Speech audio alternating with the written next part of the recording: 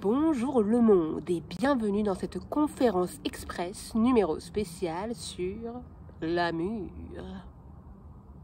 Breaking news. L'amour n'est pas une émotion. Et non, c'est une fréquence. Rien de déconnant puisque la science a démontré que tout était énergie. Et donc, l'amour aussi. Le véritable amour a une fréquence vibratoire qui est haute et le mauvais amour a une fréquence vibratoire qui est basse. Alors, qu'est-ce qui fait baisser la vibration de l'amour, me direz-vous? Eh bien, c'est son énergie opposée, la peur. Et oui, l'opposé de l'amour, c'est la peur. Mais quelle est cette peur? Celle de la mort, de la fin des choses. Einstein a dit: je crois en une vie après la mort, tout simplement parce que la vie ne peut pas mourir. Elle circule, se transforme, mais ne s'arrête jamais. Elle bloque la croissance et donc empêche l'amour de s'épanouir. Petit rappel, l'amour n'est pas fait pour stagner, mais pour circuler. Soit, l'amour, c'est la vie, et la peur, c'est la mort. On est un paquet de morts vivants sur cette terre. C'est vrai, à bien regarder. Quand on observe la nature, par exemple, là où la peur de la mort n'existe pas, on peut constater qu'en fait, elle est prospère et elle suit son cours. En tout cas, là où la main de l'homme n'est pas passée. Merci Adam et Ève d'avoir croqué la pomme.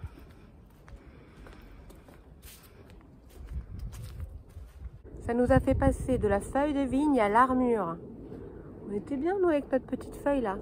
Oui. C'est vrai qu'en dehors de civilisations comme les Amérindiens, par exemple, qu'est-ce que je les aime, ceux-là. Force est de constater qu'on vibre beaucoup sur des fréquences de peur, quand même. Tiens, au niveau relationnel, par exemple, vous connaissez l'adage « qui se ressemble s'assemble » ? C'est on ne peut plus vrai. Parce qu'on attire à soi des personnes qui vibrent à la même hauteur que nous, en termes de peur et d'amour. D'ailleurs, la fin des relations entre les gens sont souvent dues au fait que l'un d'entre eux change de vibration, justement. Dans le silence de notre inconscient, il existe des accords tacites entre les personnes qui se lient, en grande partie en fonction de la compatibilité de leur peur. Une reconnaissance silencieuse, rassurante et confortable. Tes névroses vont comme un gant aux miennes. J'ai la sensation d'avoir trouvé l'âme sœur. Jubilation les premiers temps, mais sur la durée, souvent vouée à l'enfermement. Et oui, on se trompe souvent sur l'amour. Je vous offre un outil de mesure, et ce peu importe la nature de votre relation. Si vous ne grandissez pas, ou plus, ou trop peu, si vous ne vous ressourcez pas, plus, ou trop peu, si vous ne vous réinventez pas, plus ou trop peu, c'est tout bêtement que la relation est davantage fondée sur de la peur que sur de l'amour. Cadeau. Ah, et c'est pareil partout, hein. Avec les gens, avec le boulot, avec votre corps, etc., etc. De vous à moi, aimer mal, ça n'est pas de l'amour. C'est pour ça qu'on parle de véritable amour. Ça ne veut pas dire qu'il n'existe pas d'envie sincère d'aimer, d'envie sincère de vivre l'amour. Mais ça ne veut pas dire que c'est ce qu'il se passe vraiment. Parce que la sincérité et l'honnêteté sont deux choses différentes. La sincérité veut et l'honnêteté s'engage. C'est pour ça que l'amour ne se mesure pas avec les mots, mais avec les actes. Et les actes d'amour sont faciles à reconnaître, parce que justement, ils ne sont pas faciles à acter.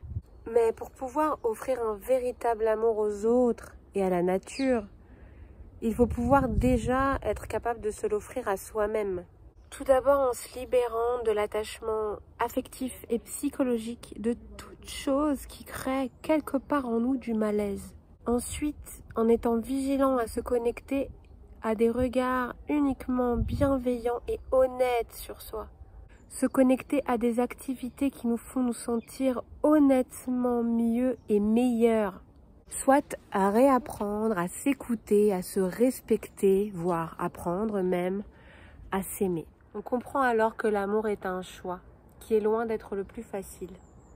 Parce qu'il nous demande de grandir, d'avancer vers l'inconnu, toujours plus loin, et donc de quitter le connu.